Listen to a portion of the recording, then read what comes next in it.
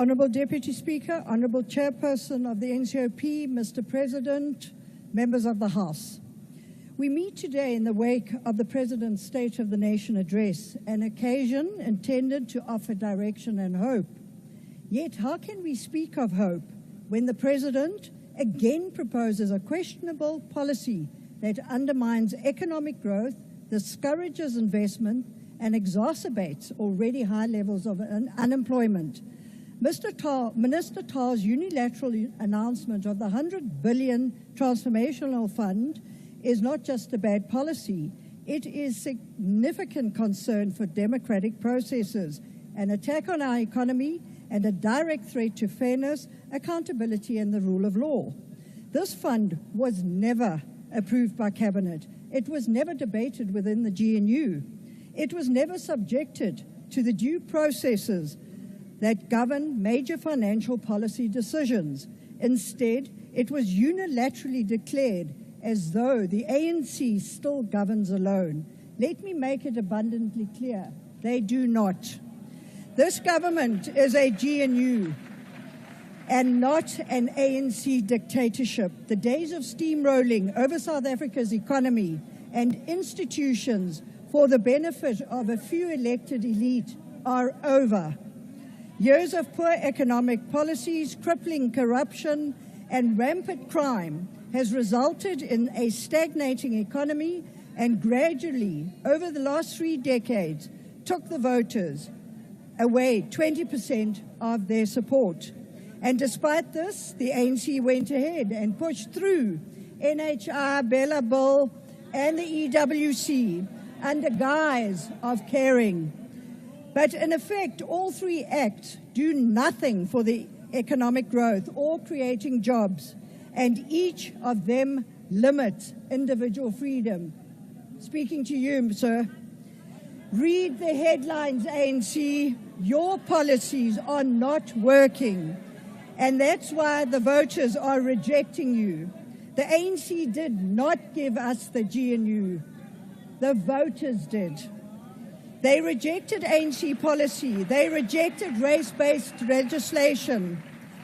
I must, however, stress the need for transformation is not up for a debate. It is a necessity. However, the means by which we achieve it must be legally sound, economically viable, and transparent. This fund, in its current form, fails on all 3 counts. We have seen this exact playbook before, at Eskom, at Prasa, in PPE scandals. South African businesses are already struggling due to unreliable power supply and unreliable water supply, a failing infrastructure, a punishing tax regime and policy uncertainty, which is driving investors away. And this fund will only worsen it. The National Empowerment Fund, which is expected to administer this fund, has faced ongoing scrutiny for governance inefficiencies and financial mismanagement. Without strong oversight mechanisms in place, 100 billion in public and private sector contributions could easily become a bottomless pit, failing to deliver meaningful economic transformation while again enriching a select few. We advocate for transparent governance that ensures all public funds are managed through National Treasury and not the questionable NEF. The DA has exposed the full extent of this disaster. My colleague Toby Chance has done hard work in Parliament to reveal the fund's lack of consultation, financial irregularities, and unconstitutional design. Agbare President, daar is klinkbare bewyse dat ekonomiese beleide wat rasgebaseerde kriteria nastreef, daar gestel is om net die elite bevoordeel en moet onmiddellik geskraap word en vervang word met meriete gebaseerde behoefte gedrewige bemagtiging. Finish en klaar.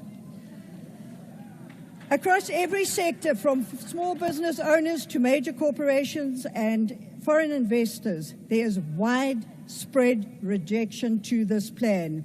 En die publiek, agbare president, hulle sien reg deur julle.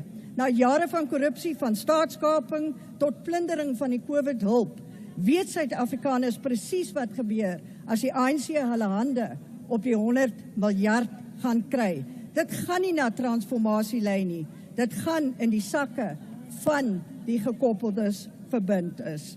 Ons sal dit nie toelaat dat transformasie as 'n verskoning vir plundering gebruik word nie. Honourable members, there is an alternative to this slush fund. The Democratic Alliance's Economic Justice Policy. Go and read it.